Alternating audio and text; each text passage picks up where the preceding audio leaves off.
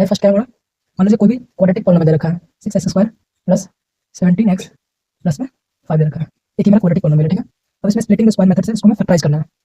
Splitting the square method क्या कहता है कि ये जो मिडिल टर्म है, इस मिडिल टर्म को दो पार्ट में डिवाइड करना होता है, अलग अलग करना होता है। इसमें क्या होता है, सम क्या होना चाहिए, sum of first term and second term, sum of first and second term का सम किसके बराबर होना चाहिए, ये बी के बराबर होना चाहिए, ठीक है।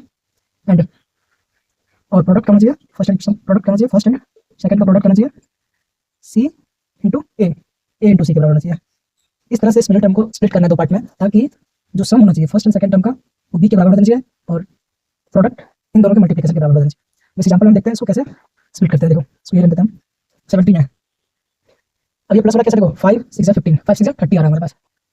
अब देखो कभी भी स्प्लिट करना है हमें नहीं पता, तो पहले इन दोनों का मल्टीपल लेंगे, प्रोडक्ट लेंगे और उसका हम फैक्टराइज कर देंगे। फैक्टराइज करेंगे 2 15 जा 3 लगाएंगे 3 5 जा 5 बन जा।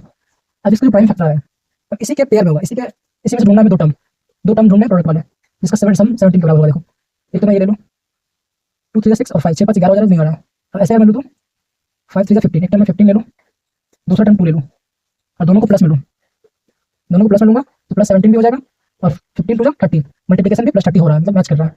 तो ठीक है, इस तरह स्प्लिट कर लेंगे, प्लस वाला टाइप हो गया, इसमें दोनों फैक्टराइज, दोनों जो स्प्लिट होकर टर्म आएगा प्लस में आएगा। ये फर्स्ट टाइप हो गया 6x² प्लस में 15x प्लस 17x को दो पार्ट में अलग कर दिया, 15x 2x फिर 5, इस तरह से स्प्लिट कर लिया।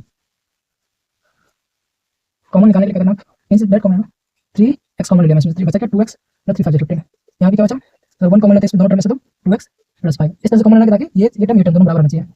देखो अब यहाँ से कॉमन लेंगे 2x प्लस 5 बचा, यहाँ पे क्या 3x प्लस 1, देखो फैक्टराइज हो गया, इस तरह से फैक्टराइज हो जाएगा। अच्छा फैक्टराइज हो जाएगा तो जीरोस कैसे पता करते हैं, मैं फैक्टर थ्योरम